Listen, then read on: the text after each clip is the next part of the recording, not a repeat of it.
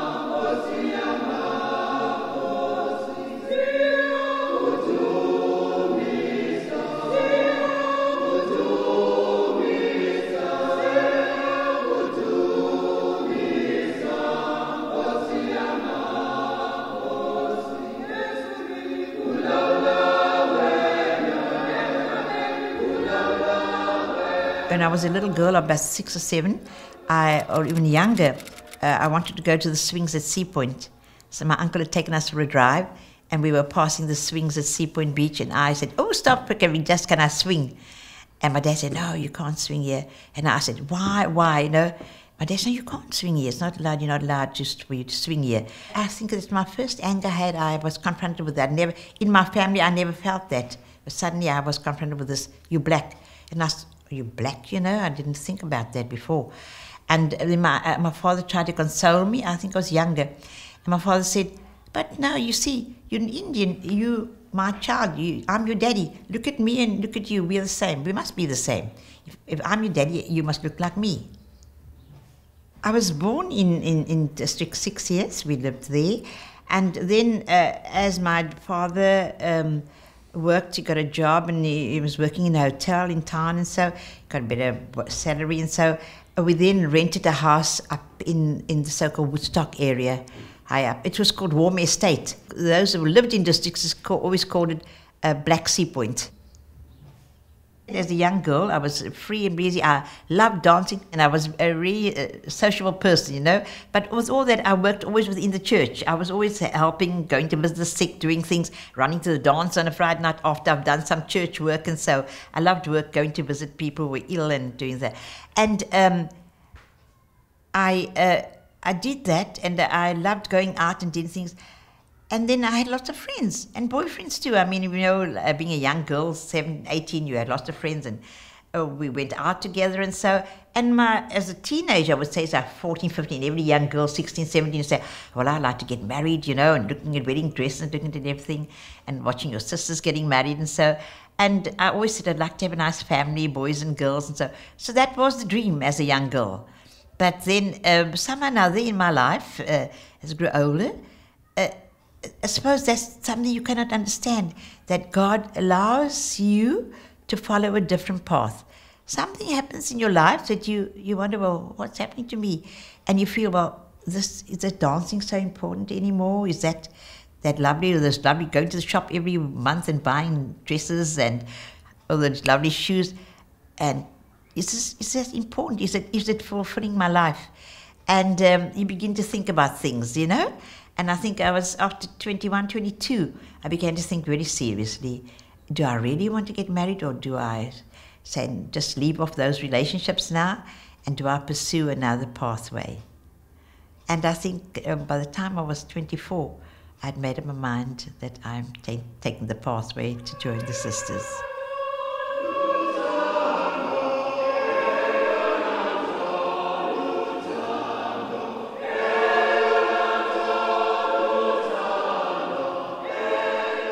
It was just 1966 when people had been, District 6 had been declared a white area, and people were being shoved out into townships all over. Pontyville was the first one, I think.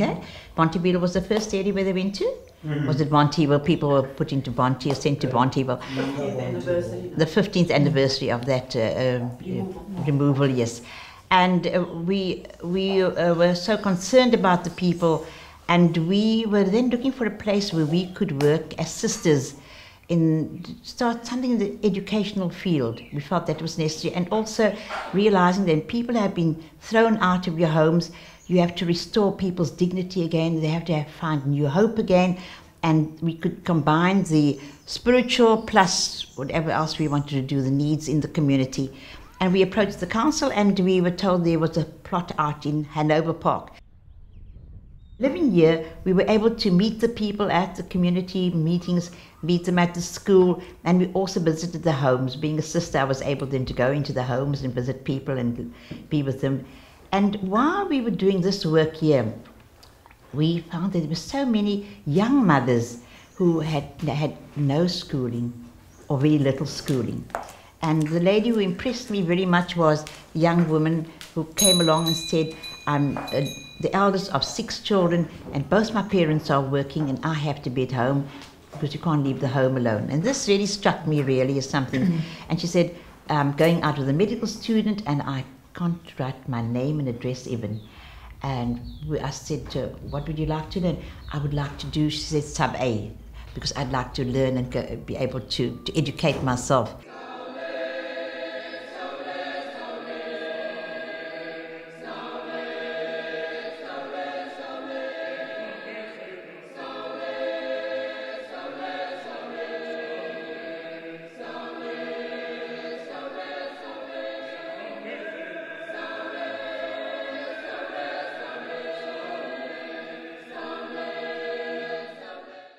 Most interesting was for me to see how people grew in dignity. Those farm workers who were bent over and was, you know, with the boere were so unkind sometimes. It was in those days, you know, when do as I tell you and just keep quiet, and people were bowing their heads. But as they began to learn to read and write, they began to, as a newness, I'm beginning to know who I am, and so. And I remember so clearly going to a farm far out in Stellenbosch. I went out with a social worker, and this man said, please come along because he wants to read the little story that he had read. We went out, and we came up there. We had a little Volkswagen, and we got up there to this place. It was all dark, and we had to go into the storeroom. There was no place because they had a little shack, and the farmers don't give you a room to come into, you know. So we went to a storeroom. We sat on little boxes there, crates. We sat in the crate. And then there was no electricity. They brought a candle. And then we had to switch on the lights of the Volkswagen so that, and we could all go outside, stand there, that he could read the story. It was a Christmas story he wanted to read. So we had the stars, and we had the Volkswagen light and the candle. And he said he was late because he had to go home and take a wash and put on a white shirt and clean himself up before he came to read. It was so, and the mother and the children all came, and they stood round him and just were so proud of their father because he could read for the first time. Well, just recently, in the recent years, we've had many of the schools in the area calling us and asking us for help to assist them with the learners that cannot read and write yet, and that are at maybe at a standard 6, or some of them are in standard 6 and they cannot read and write.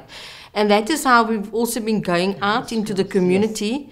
We've been sending a team out to the high schools to assist them basically with like a support system for reading and writing and numeracy when necessary. And also in the latest years now, we've discovered that we have many school leavers, you know, high school students that have now, we have a few of them inside there, that are also coming now for help. So we are now basically serving a broad range. En ons kyk na ons eie kalender, dan sien ons hier staan 'n nommer 1. Ons kalender is daar ook 'n nommer 1. En dan daarvan spring ons hiernatoe en dit is ons 2. Maar wat ons moet weet van die Arabiese mense, as hulle skryf, hulle begin van die regte kant. I came here in 2002 to come to read and write because I never went to school. I grew up by the stepmother, and she didn't send me to school. And for me, it was like really a light to it was switched on. Om kerk toe te gaan, dat is my groot verlangen wat ek wil gedoen het. Het om tyd te kyk. Ek het graag hier gekom. Ek kan nog nie gelees het geskryf het nie, maar wat ek hier kom, toe kan ek my naam skryf. We have come to the end of our lesson. We're a little bit beyond.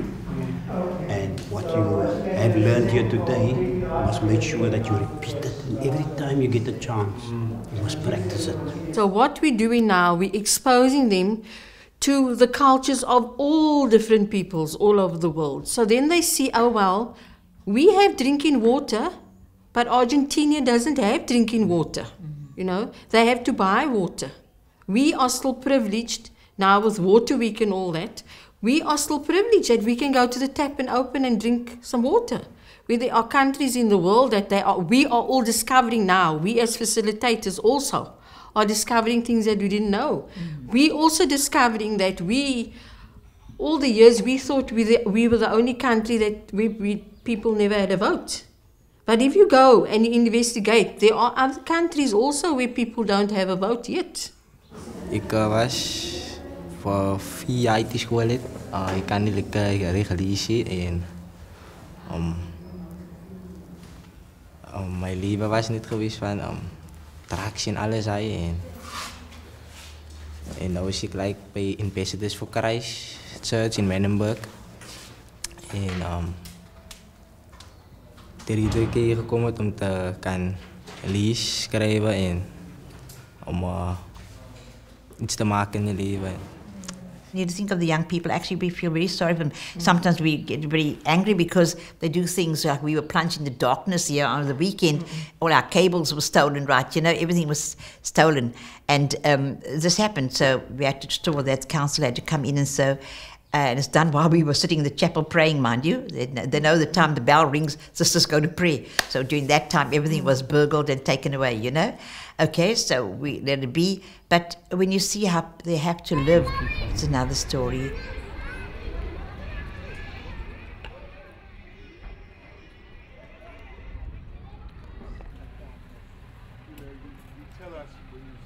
Over the years, we had to be considered and we had to put up an alarm system and also have this fence put up. So just to protect ourselves, but anybody is welcome to come in, nobody stopped. People can come in at the gate, most welcome.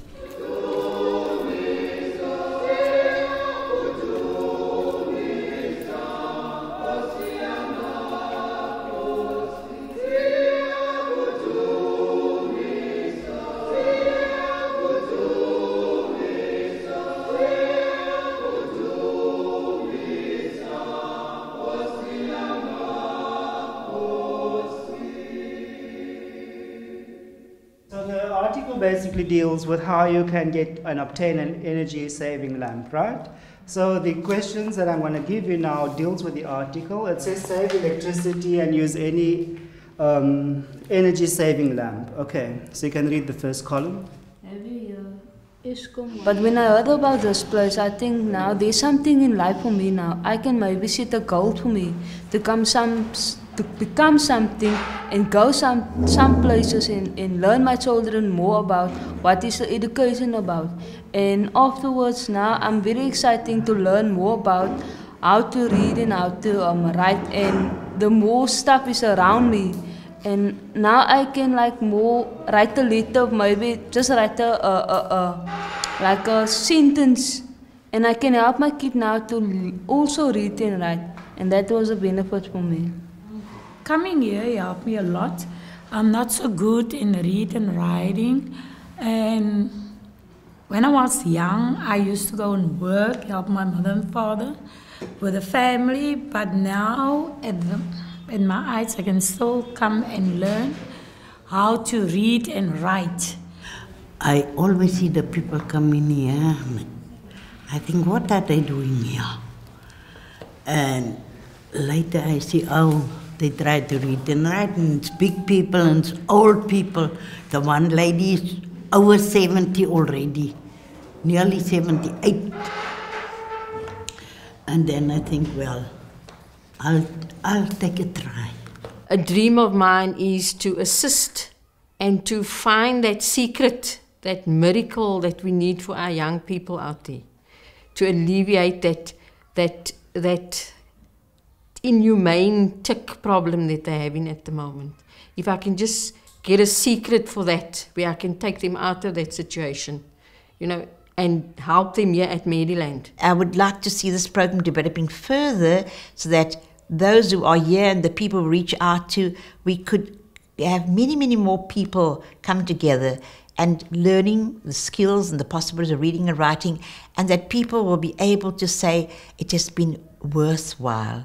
I can see everything's going well now. Yeah, I really started reading and writing. Cool. And now I'm starting to write cursive.